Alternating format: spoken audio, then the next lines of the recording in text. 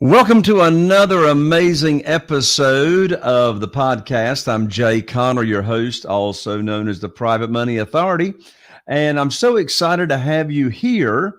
I've got a very, very special guest today. And I'll tell you, it all started in 2003, back when my guest had his very first child on the way. And he was working in the kitchen, can you believe, of a nursing home washing dishes. Well, he needed more and he had to go get it. So he had just gotten out of prison, believe it or not, back in 2002 from doing a 4-year sentence, and was determined to make something very positive happen. So he started selling CDs and clothes while he was in school, learning how to paint cars. And he opened up his own paint shop 1 year later and did that for 9 years before he needed a change again. So he bought his very first real estate property. That was a duplex back in 2011 for $14,000. But he didn't get into real estate as a business actually until 2016. Now, my guest started out by wholesaling, then started doing fix and flips up until 2020. At this time, he was determined that he even wanted more than just the wholesaling business. Well, people around him started to build homes and he was fascinated by it. So he wandered in and wanted to get part of that action. He didn't know how to start or what to do. So he put it off for about 4 months before he made his move. So once he decided to go for it, everything started falling into place just perfectly. He secured his lot, cleared it, got his survey, found a general contractor, got the blueprint done. And just like that, he was now for sure in the real estate game. He started finding his workers. Next thing you know, he was building. It took him 11 months for the first one to build and sell. But once he got that check, wow, was it worth it? That's right, $127,000, just like that. And he knew that this part of real estate was for them. So he repeated the process, got faster, and decided to walk the journey as he is now. And with that, please welcome to the show, Andy Williams and Gigi. Welcome, Andy. Hey, how you doing? Glad to be here. Well, I'm mighty excited to have you along, and welcome, Gigi. Hi, sir. How you doing? I'm doing fantastic. Well, Andy, take us back to the moment and the time. Of course, I just reviewed your history, but how is it that you really got first interested in real estate? Well, basically, I just know it was my cousin had a boyfriend, and he had like 10 properties. He was in real estate, and I knew that he was like the average guy. Like he was really, somebody that I really knew that was really in it. So I seen that he was able to do it, and that I can. And just by seeing him do it, and he had the 10 property getting like 10 grand a month just from rental income, I figured it's something I wanted to do. And that's when I bought my first property. So your first property was a duplex back in 2011. How did you find that first property, Andy? The first property was on the MLS. It come off the MLS. Somebody had it, brought it to me. This back when the market was still bad and stuff was still cheap. There was a lot of stuff out there. So they just brought it to me on the MLS, and I just grabbed it off of there. Right. So you bought. Now, how did you fund that first duplex? I had money from when I was doing the painting the cars. I said I had enough saved up. It was number 14,000. I had that saved up so I can do it. Okay. So you used your own cash on that very first one. Right. Right. Now, what was your exit strategy on that first property? Did you wholesale it? What'd you do? No, I still have it now. It's a duplex. Okay, so you've been sitting on that one. Right. Awesome. Well, I think that duplex has probably printed you some money by now. Right. Yeah. It did. Well, that's. I'm sorry. Say what? I don't refi it and everything. So. That's awesome. Well, Andy, why don't you take a moment and introduce Gigi that you have on here with us on the show? Gigi, she handles all the credit that we have, that we do. Speaking this thing, Gigi, tell them about a little bit about yourself. So my name is Gigi, and I do personal credit. I do personal funding, business credit, business funding, and I started doing the credit aspect of the or the financial aspect of the business side of the house, because I had bad credit at one time. I went through a divorce, and then my score was, I think, like in the mid fives. So I had to learn how to get out or get a higher score within soon, because I couldn't do anything. So I jumped into credit, and I'm also a real estate investor. So I own properties myself. I got you. So, Gigi, are you saying that you help real estate investors get credit so they can fund their real estate deals? I do. I not only real estate investors, but I am partnered up with Andy, who is a real estate investor. So I help anybody jump into real estate by bumping up their score, and just getting them a higher score gives them a second chance at their financial life. So I got you. Well, tell us more about that. How do you help people improve their credit score? So there is a lot of ways. One of them is removing any negative accounts. So if they have any collections, charge-offs, I get them off the report. If they have high utilizations on low limit cards, I remove the high utilization cards. And just by removing all of these negatives, can bump up their score to at least like a 750. Anything higher than a 750. So at the very minimum, you need a 720 credit score to be able to get into or tap into credit cards, right? So once you have these high limit credit cards, you're able to use that money from the credit cards to jump into real estate. So you can do what Angie's doing and start the building process, buy a lot with a credit card, or even buy a house. I got you. And on, Jake. So, Andy, let me swing back around to you. Are you finding deals today? Are you finding existing properties to invest in, or are you building from the ground up today? I'm building from the ground up. I don't buy any more properties that's already developed. Got you. So you're building properties. So in your experience, why do you like to build properties? What's the benefits of building a property versus investing in an existing property? I'm getting it done cheaper, and plus everything is new on it. I know everything new. I don't have no problem about worrying about having to come back and fix anything later on, or like if I try to sell it, or worry about things that's under the ground that need to be fixed, anything in the walls. I know everything brand new, and I'm building it way cheaper than I can afford to pay for it. I got you. So I understand Gigi is able to help people build their credit, help their credit scores, business lines of credit, personal credit. Gigi does all that. Andy, what's your expertise to where you're able to teach people how to do? When she get them the credit, the money to do it, I show them how to build it. I show them the building process from the ground up, how to take the land, how to get it surveyed, how to get the architect, how to get it permitted, and how to find your team to build on it, how to get on the contractor's license, the whole process. I got you. What's your favorite way to actually find land to build on? The best results be the driving for dollars. Like when you ride by land, contacting the owners and seeing if they want to sell, because there's less competition with those people compared to finding anything on the market. Everybody's on got you. Price. I got you. When you say driving for dollars, are you looking for acreage or are you looking for lots?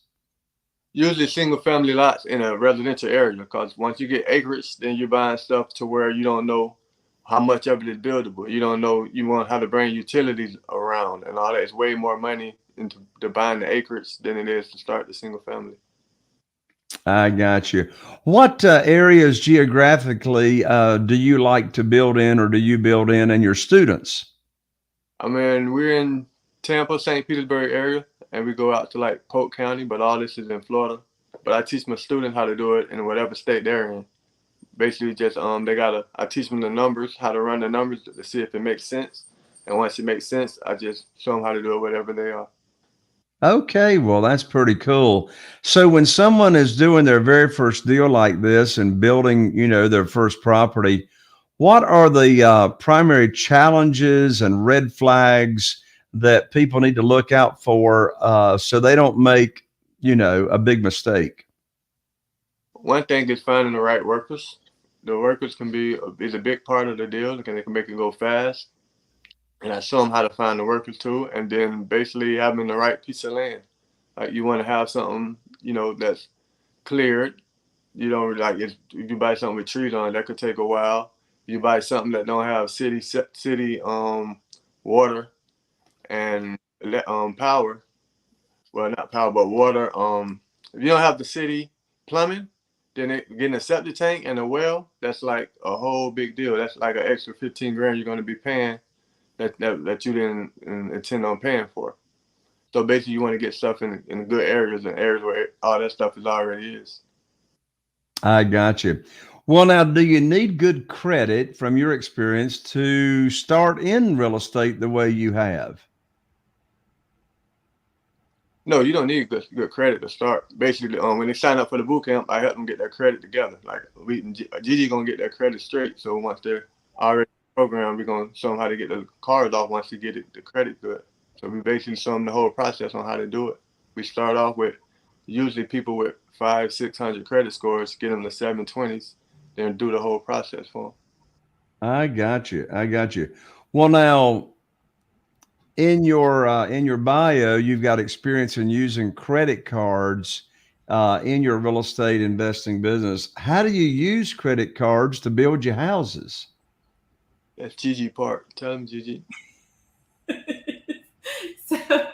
So Jay, at the boot camp, we're showing them. I'm showing them which lenders to apply to, where they're able to get the high limit cards, the $25,000, $35,000 limits. They're able to tap into these cards, and we show them how to take the money out of the cards in a way that it benefits them, not only by because they're able to use that money to buy the lots, but they're able to get rewards points. So as an example, by taking money out of the cards, I'm not using the cash advance. There's different methods to use. I get one of my cards to pay me anywhere from $800 to $1,500 in rewards points, just by using the credit card on a monthly basis. So when you say rewards points, how do rewards points work with a credit card to, what does that get you when you're doing this type of real estate deal? So when we look at a credit card, Jay, most of us think, okay, we have a plastic card or titanium, depending on what kind of card you have. We need to go swipe it somewhere, whether it's at the mall or at a grocery store, right? There's a lot more than we can do to a card or with a credit card. And when we use the money inside the credit card, you're using rewards points. Now, those rewards points stack up, and then you can either use that to pay down the credit card bill, or you can take the money out of that and then use it towards the build or buying a lot. Gotcha. So can this process, Andy, of what you're doing, and Andy, I'll let you answer first, then Gigi, I'll let you answer second. So can you build houses like this that you're doing, Andy, in every state? Yeah, majority of the states you can do it in. You just got to make sure the numbers make sense. Like we got some guys from the boot camp doing it in Arizona. Got some people doing it in Chicago and Detroit and Carolina. So it's not like a Florida thing. You just find the areas in your neighborhood, in your market that makes sense, and it can work when you run the numbers. I got you. And Gigi, can people get credit to do this type of real estate anywhere? They can do it anywhere, Jay. Anybody can do it. Like I mentioned earlier, I went through a divorce. I'm a single parent of 3 children. So as a single mother, I had to figure out how to get money. So I got my credit card or my credit high enough to where I was able to tap into other people's money, credit cards in this case. And it's just been downhill after that. So anybody can do it. They just have to have the mindset, the desire to get out of having that low score and wanting more for themselves. How long does it take to build the credit? I'm sure that may vary as to depending on the person and what their personal, credit profile looks like. but a range. I mean, how quick could it be, or how long does it take? Okay, so it can take any. I've had people that go from the low fives to the mid sevens in 2 weeks. I've had Wow. people that go from the mid fives to the high sevens in 2 months. So it just depends on what you have on your credit report. Now, if you're, I'm gonna just put this out there, Jay. If you're with a credit repair specialist longer than 6 months and your credit score has not moved, they're just taking your money. You're just feeding their children. So jump into another credit repair agency. I got you. So, have you been doing this credit repair for quite a while, Gigi? I got divorced in 2015, Jay. So I've been doing it. I started off with myself in 2015, and then I made a company. I created a company, and yes. So how long has that been? 7 years. Wow. Well, it sounds like you certainly know what you're doing. So, Andy, I got a question for you. How much money does somebody need to get started in this business the way you do it? But basically, what we do, you don't really need the money to get started. You just need the credit cards. That's the whole purpose of doing it. The credit way is we don't using our own money. We're using the credit. So we basically getting the credit cards, and once you get the permit done and you have the lot already, it's gonna take you about $30K to get you to where we're gonna have a hard money lender come in and finish the project. I got you. I got you. So, Andy, what would you say your superpower is that really, really makes you stand out? What are you like really good at, Andy?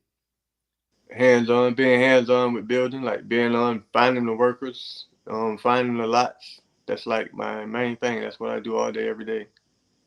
I got you. So when you started out doing this in, building the houses, finding the lots, getting the workers together, thus and so, what were some of your struggles and challenges that you dealt with when you started out?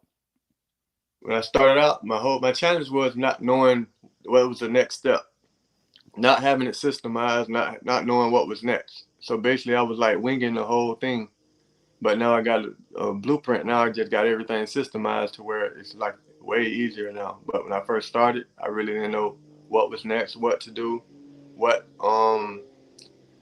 time, what inspections I needed. It was a lot that went on that I didn't know, that I found out, and now I'm telling everybody, making everybody times way shorter than my first one was. Gotcha. Are there any licenses that a real estate investor needs to get to do the business like you do? No, we work under a general contractor's license. You got to have a general contractor over it if you're not a general contractor.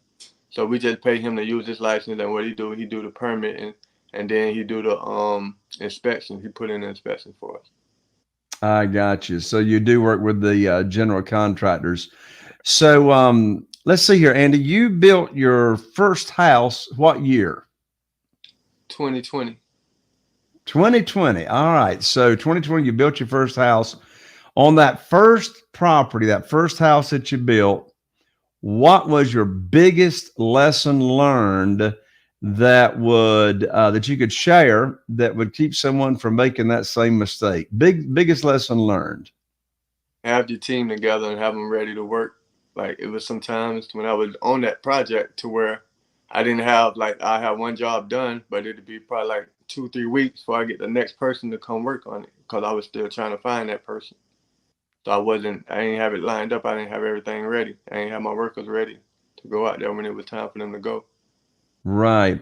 So what lessons have you learned? What are some tips and strategies on how do you find the best workers to work with, so you can count on them showing up on time and they don't overcharge you and so to speak take you to the cleaners?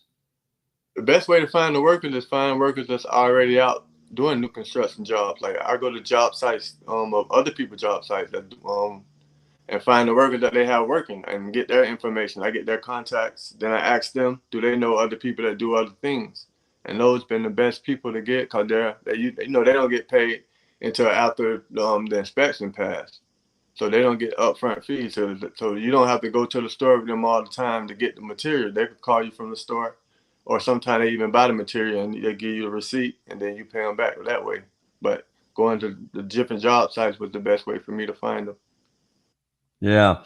Do you have to pay, or do you recommend paying any kind of a deposit up front to your general contractor or workers? Do you pay them once a week? Do you pay them like draws, to where you pay them, 2 or 3 draws during the project? How do you pay your people? Yeah, they usually get paid in draws. Like, just say, for instance, the plumber gonna come out before the foundation and put the pipes up under the dirt, in the dirt. So he, after that inspection get passed, he get a draw in. Then once you got the framing up, he gonna come in and put his pipes inside the walls. And then you got to get that inspected. Once that get inspected, he get his second draw. His third draw come once the drywall done, paint done, everything done. Now he coming in to put his fixtures and trim up. Once he do that, he get his last draw. So everything works in draws. Gotcha. So I know it may depend on the project, but from start to finish, how long before you or the real estate investor gets their big payday and makes money? How long does it take? It used to be around for anywhere from 4 to 8 months. Like once you got your permit and ready to start building, usually 4 to 8 months to get it built. Depends on the person and how much they're motivated and out there getting their job done. Like if somebody's slacking, they're gonna take closer to a year. But if somebody out there working and getting it done, it should be nowhere between 4 to 8 months. I got you. Now, when you've got the property finished and it is built, how do you sell it? Do you list it with a realtor? I listed the first one I did with a realtor, well, with a broker. But the second one, everything else I get now, I just keep and I Airbnb it. But okay. So what is your funding process? So you buy the property, or not buy the property, you build the property and you use credit cards. And then what do you do after that? If it's built, if you want to hold it, do you refinance it? Yeah, I refi everything. I refi it once it's over with, pay off pay everybody off, probably keep an extra 50,000 and then just go ahead and put it on the market and let it get my money back. But I got you. And so now I'm sorry. No, I was saying it makes me free money because basically I got my money back. Everybody paid off on the refi, so it's like I got the free property.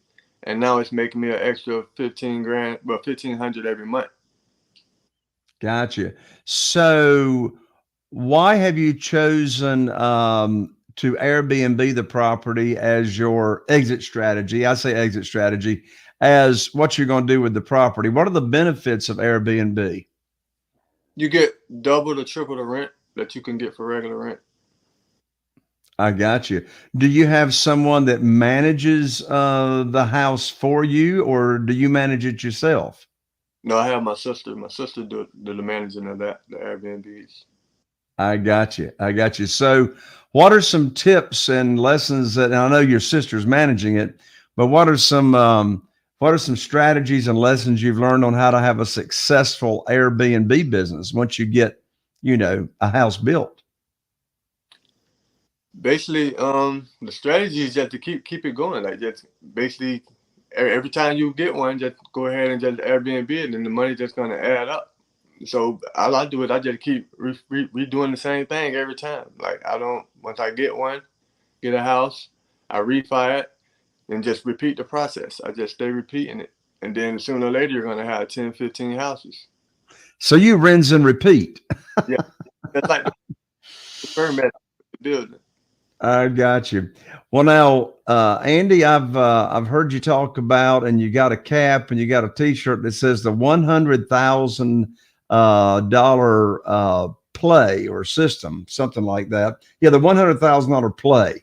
What's the $100,000 play? That's the one. Once we do the whole process, that's what we make after the process. It's either gonna be 100K in equity or 100K profit. I got you. So your goal is to make at least $100,000 in equity or profit on a house, right? Yes. That's awesome, man. That's awesome. Gigi, let me come back over to you. What thoughts have come to mind while Andy and I have been visiting? Yes, sir. Have you had any thoughts come to mind while Andy and I were visiting? I as I'm listening to Andy, so this man, I just want to reiterate that he started as a dishwasher. Okay, he went to prison, and now throughout these years, he didn't let that stop him. Okay, he put the boot camp together to basically show other people how to make $100,000 per build. Now with the Airbnbs that he has, he's making at least $10,000 on profit per house. So while you compare it to the rent, I don't know the rent. I don't know what the rental market is, but it's like I'm gonna say like $2,000, right, per month. So you can't compare that. And now touching on the credit aspect, Jay, you do not need to walk around with a bad score. If you're walking around with anything under a 720, you're walking around with it because you want to. You do not have to have a bad credit score. You can raise it up.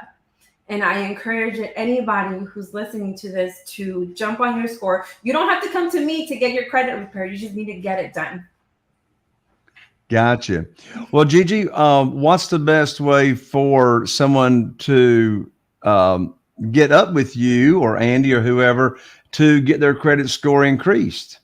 So I am on all social media platforms, Jay, under Ms. C Notes, and it's MSCNOTES.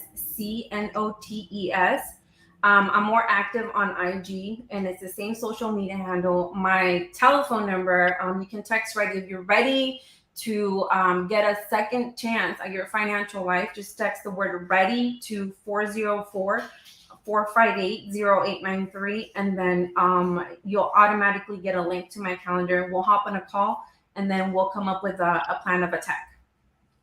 Awesome. So just to make sure that number was heard, your number is 404-458-0893, and Yes, just text ready to that number. Yes, sir. Gotcha. Very good. Well, now, Andy, how about people getting in touch with you, and how do they do that to learn about your real estate investing process? The best way to get in contact with me is at Andy Buy Houses. That's on either any platform. That'd be YouTube, TikTok, or Instagram. But I'm mostly on Instagram. So basically, and I got the bio in there. On my bio, you can look and see. You can see I got the ebook that kind of explains to you like the whole basic steps on how to do it, how to build a house from the ground up. I got the ebook. I got the boot camp, which show you how to do it in person. And then I have the mastermind to where I walk you through the whole process. Hand by hand, like I hold your hand and walk you through it. So Andy Buy Houses on Instagram. You can contact me on there. That's great. We did have a question come in, Andy. The question is, how do you get workers ready and lined up if you don't have a property yet? So in other words, the question is, do you get workers lined up before you have a property, or do you get the property or get the land first and you're ready to build, and then you look for the workers? No, you can get the workers before you even have the land. That way it's way easier for you once you get the land. Like basically it's the same thing I told you. Just go ahead and go to all the spots. Like go to places you see people building it already. Once you see them building, go inside there, talk to the people, talk to the workers, and get their information. And a lot of them work together. Like a lot of them, it may be a plumber that you're talking to, but the plumber always around another AC guy or another electrical guy. They work around the same time. So basically, if you ask him do he know anybody do electrical or plumb HVAC, he's going to tell you, yeah, I know such and such that do this. And sometimes they even pay each other from bringing deals to them. Like it might give one person a couple $100 just for bringing them somebody that wanted the work done. I got you. That's awesome. All right. Well, Gigi, if you will give your final comments and advice, then we'll let Andy give his final comments, and we'll be done with this show. Okay, so I guess my final thoughts, Jay, is credit is king right now. So raising your score should be on the top of your list. Anything can get removed from your credit report. Child support, bankruptcies. You do not have to wait for the 7-year mark to remove a bankruptcy. You can do it beforehand. high balance cards with low limits, those can get removed. You need at least a 720 to get into funding and be able to tap into the $25,000 limit cards. And just get your mindset right and want more than what you have right now. And I think that'll get you further than just That's sitting around. awesome. Thank you so much, Gigi. Andy, final comments. But basically, you just doing this. You just gotta believe. Like, you gotta believe that you want to do it, and you gotta be motivated. Like me, I came from prison. I got out of prison, and I got out doing all this stuff. So, by me coming out from doing all that and still able to make it happen, a lot of people never been in bad situations like that, so they shouldn't have no excuse to get out here and make something happen. You just gotta have that drive and motivation. And Well, Andy, you've got a very inspiring story. Thank you so much for sharing that with everyone. I appreciate you. you're welcome. Absolutely. Gigi, thank you for joining us. Yes, sir. Thank you for having us. All right. God bless you all. Well, there you have it, my friend. Another episode of this show. I'm Jay Conner, the Private Money Authority, wishing you all the best. And here's to taking your business to the next level. We'll see you right here on the next show.